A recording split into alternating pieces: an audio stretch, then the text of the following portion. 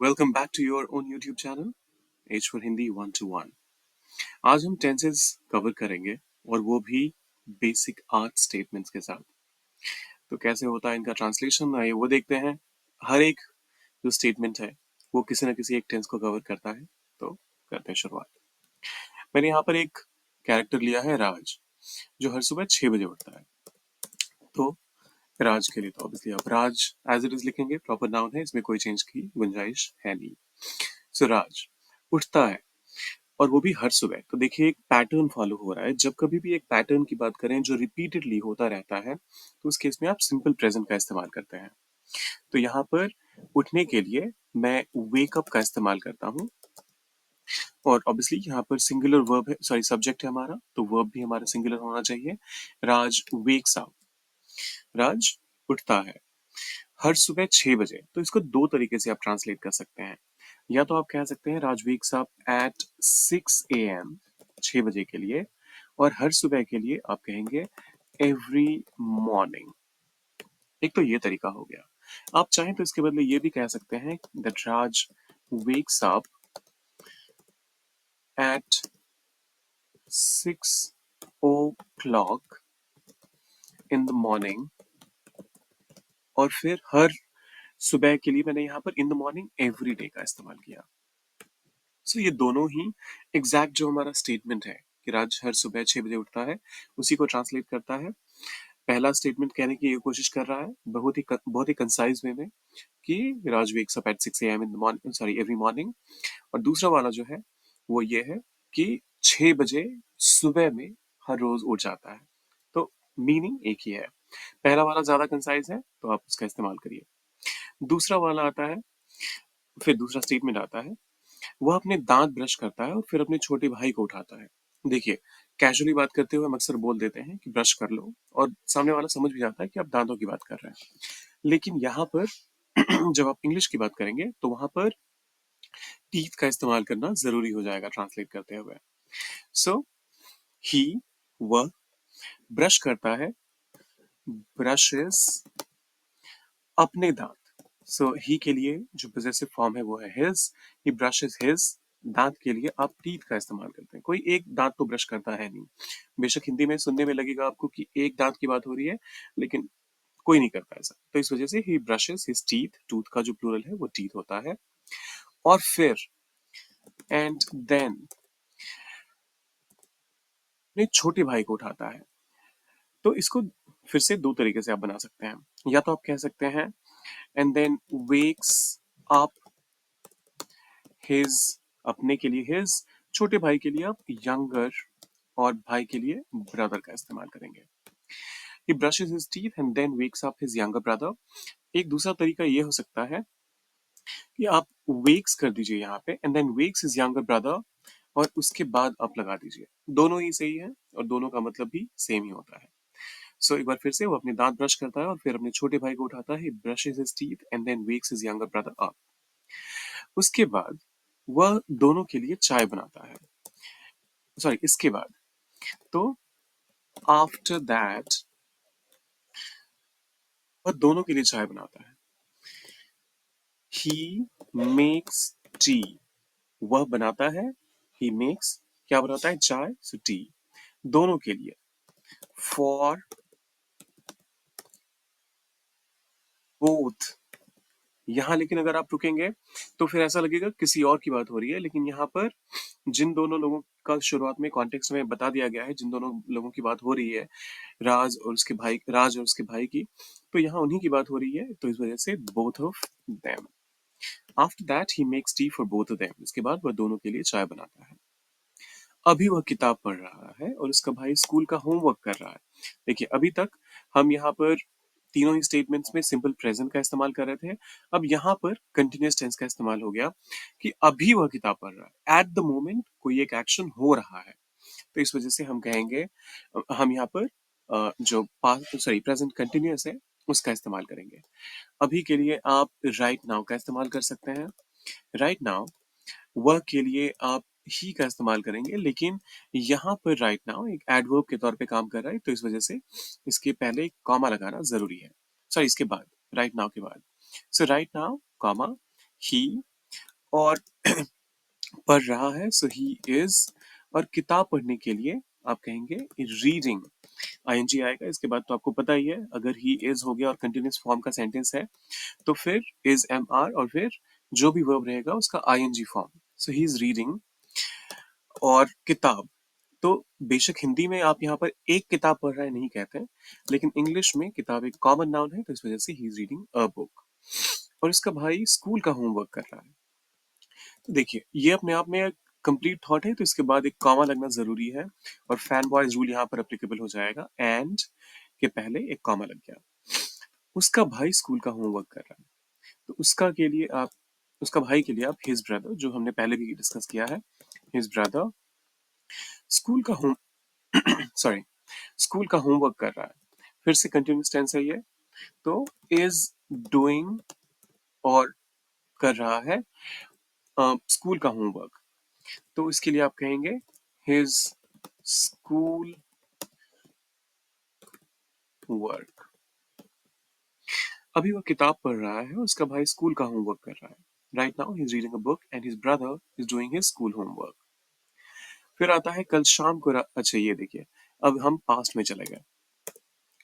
कल शाम को राज ने अपने दोस्तों के साथ पार्क में क्रिकेट खेला।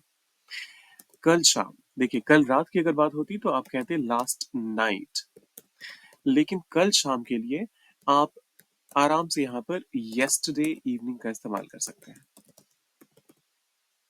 तो येस्टरडे इवनिंग, कल शाम, और फिर से ये एक एडवर्ब है, तो इस वजह से ये पूरा एडवर्बियल फ्रेज की तरह इस्तेमाल हो रहा है, तो इस वजह से इसके बाद कॉमा। राज ने अपने दोस्तों के साथ पार्क में क्रिकेट खेला। अब राज तो ऑब्वियसली एज इट इज आ जाएगा। कैपिटलाइजेशन के रूल का भी ध्यान रखिएगा, और ये भी ध्यान रखिएगा कि कॉमा अपने पहले कोई स्पेस नहीं लेता है। तो यस्टरडे इवनिंग के ठीक बाद कॉमा बिना किसी स्पेस के, फिर एक स्पेस दीजिए, फिर राज लिखिए। और पार्क में क्रिकेट खेला, जो खेलने का काम है वो हो चुका है, और हमें टाइम भी पता है कि कल की बात है, तो ये ऑब्वियसली पास्ट में ही रहेगा। राज खेला के लिए आप प्लेड का इस्तेमाल करेंगे। राज प्लेड, क्या खेला? Cricket.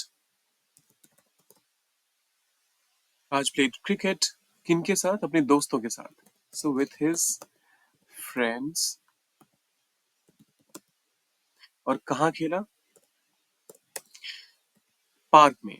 So in the park. यहाँ इन अ पार्क अप्रोप्रिएट नहीं रहेगा, क्योंकि हमें पता है कि हम पहले से ही एक एक कैरेक्टर के अराउंड ये पूरी की पूरी कहानी, ये सारे स्टेटमेंट्स रिवॉल्व हो रहे हैं, तो इस वजह से इन द पार्क, एक खास पार्क में ही वो क्रिकेट खेला होगा, तो इस वजह से इन द पार्क। उसके बाद आता है, एक बार फिर से, कल शाम को राज ने अपने दोस्तों के साथ पार्क में क्रिकेट खेला। Yesterday evening Raj played cricket with his friends in the park. जब वह घर आया तो उसकी माँ पहले ही खाना बना चुकी थी। अब देखिए, यहाँ पर दो जो क्लॉजेस हैं, उनमें से एक एक्शन जो है वो बाद में हुआ, घर आने का काम बाद में हुआ, और उसकी माँ खाना पहले ही, उसके घर पहुंचने से पहले ही पका चुकी थी। ये परफेक्ट एग्जाम्पल है हमारा पास्ट परफेक्ट का। पास्ट परफेक्ट का इस्तेमाल जब भी आप करते हैं तो ये ध्यान रखिए कि वो पास्ट का भी पास्ट है। तो दो एक्शंस जब आप दोनों ही पास्ट की बात कर रहे हैं, तो एक सिंपल पास्ट में जाएगा और दूसरा फिर पास्ट परफेक्ट में। जब वह घर आया, व्हेन जब के लिए, वह के लिए ही, घर आया came home, when he came home. अब इसके बाद कॉमा, तो उसकी माँ पहले ही खाना बना चुकी थी।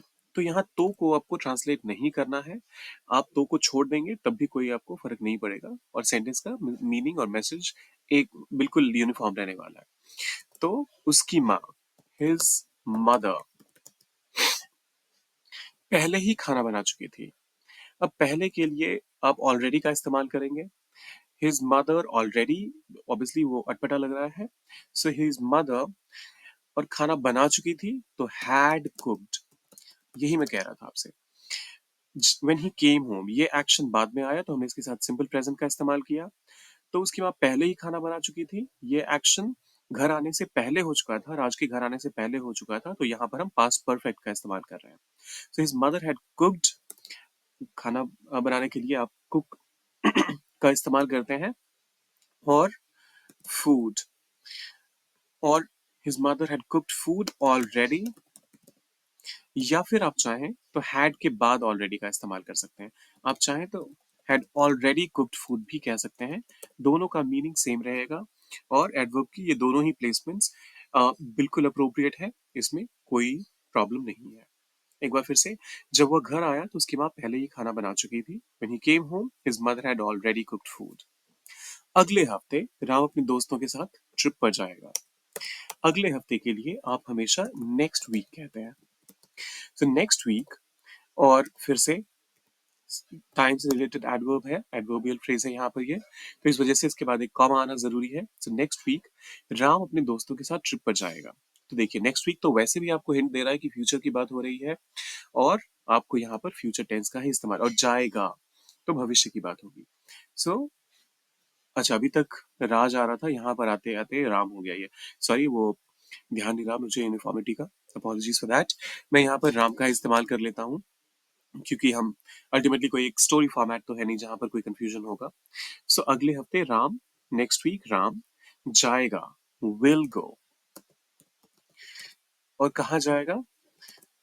एक ट्रिप पर। सो ऑन अ ट्रिप, अपने दोस्तों के साथ, विथ हिज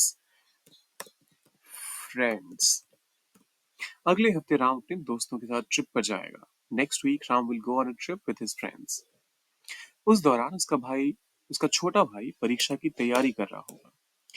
उस दौरान के लिए आप कहेंगे एट दैट टाइम, लेकिन मेरे हिसाब से अगर आप देखेंगे, हालांकि एट दैट टाइम गलत नहीं है, लेकिन अगर आप मुझे पूछें तो मैं कहूंगा ड्यूरिंग दैट टाइम, क्योंकि ट्रिप पर जाना, लिख लेता हूं मैं फिर बताता हूँ। सो ड्यूरिंग दैट टाइम इसलिए क्योंकि ये एक पूरा विंडो होगा। ट्रिप पर ऐसा तो होगा नहीं कि वो खाना खा रहा है तब तक मैं तैयारी कर रहा हूँ, वो 5 मिनट 10 मिनट की बात नहीं है। ये बात एक लॉन्ग ड्यूरेशन की चल रही है, बेशक एक हफ्ते की हो या फिर 2 दिन की हो, 5 दिन की हो, तो एक अच्छा खासा ड्यूरेशन आ रहा है वहां पर। तो इस वजह से ड्यूरिंग दैट टाइम। और ये ड्यूरेशन अगर छोटा भी है तब भी आप ड्यूरिंग का इस्तेमाल कर सकते हैं। ड्यूरिंग यहाँ पर ज्यादा अप्रोप्रिएट साउंड कर रहा है, एट दैट टाइम गलत नहीं है, लेकिन ड्यूरिंग का आप इस्तेमाल करिए, वो ज्यादा बेहतर साउंड करेगा। सो ड्यूरिंग दैट टाइम, फिर से कॉमा लगाना यहाँ पर जरूरी है। Apologies for my bad throat people, गला बिल्कुल खराब हो रहा है, बट फटाफट से कंप्लीट करते हैं इसको। सो ड्यूरिंग दैट टाइम, उस दौरान उसका छोटा भाई, हिज यंगर ब्रदर, और क्या कर रहा होगा? तैयारी कर रहा होगा। फ्यूचर की बात हो रही है और वो भी कंटिन्यूस टेंस में, कर तैयारी कर रहा होगा। So will be preparing. Will be आपको पता ही है, फ्यूचर टेंस में जब भी आप इस्तेमाल करते हैं शैल या विल के साथ आप बी का इस्तेमाल करते हैं, और फिर आता है आपके वर्ब का ING form. So during that time his younger brother will be preparing, परीक्षा की तैयारी। सो फॉर, या तो आप हिज एग्जाम कह सकते हैं या फिर फॉर द एग्जाम कह सकते हैं, दोनों ही सही है। तो उस दौरान उसका छोटा भाई परीक्षा की तैयारी कर रहा होगा। During that time his younger brother will be preparing for the exam. एक बार फटाफट से रिवाइज करते हैं हमने आज क्या क्या कवर किया। राज हर सुबह 6 बजे उठता है, और टेंसेस कवर कर रहे हैं। राज हर सुबह 6 बजे उठता है, simple present tense. Raj wakes up at 6 AM every morning, और Raj wakes up at 6 o'clock in the morning every day.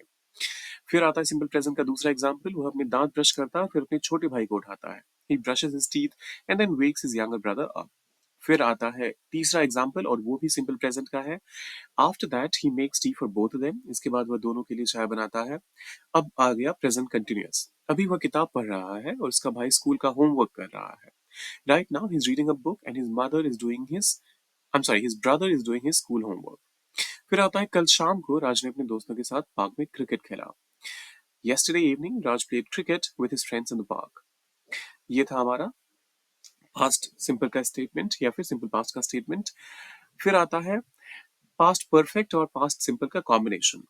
जब वह घर आया, when he came home, तो उसकी माँ पहले ही खाना बना चुकी थी। His mother had already cooked food. अगले हफ्ते राम अपने दोस्तों के साथ ट्रिप पर जाएगा, simple future. Next week Ram will go on a trip with his friends. और आखिरी स्टेटमेंट, ये फिर से आपका फ्यूचर कंटिन्यूस टेंस का आ गया। उस दौरान उसका छोटा भाई परीक्षा की तैयारी कर रहा होगा। सो during that time his younger brother will be preparing for the exam और फॉर हिज एग्जाम। तो ये तो थे हमारे आज के स्टेटमेंट। जाने से पहले आपने क्या करना है, कमेंट बॉक्स में लिखिए आई वांट मोर, अगर ऐसे वीडियोस रोज चाहिए तो। साथ ही वीडियो को करना है लाइक, चैनल को सब्सक्राइब, शेयर कीजिए अपने दोस्तों के साथ जिनको लगता है इस वीडियो से आपके हिसाब से कुछ फायदा मिल सकता है, और कमेंट बॉक्स में आपको लिखना है आई वांट मोर। मिलते हैं जल्दी।